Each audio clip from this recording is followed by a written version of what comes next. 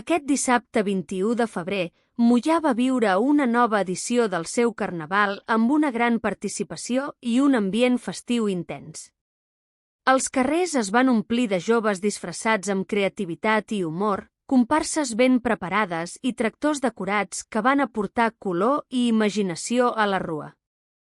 Tot i celebrar-se ja en temps de Quaresma, la festa manté la tradició local de fer el Carnaval el primer dissabte d'aquest període.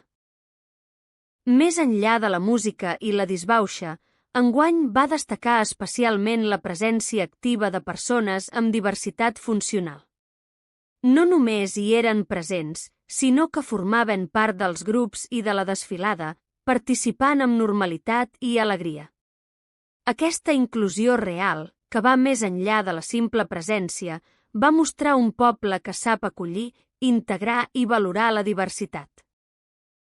El Carnaval d'aquest any no només va ser una celebració festiva, sinó també una imatge de comunitat i convivència, on tothom hi té lloc i pot sentir que forma part del poble.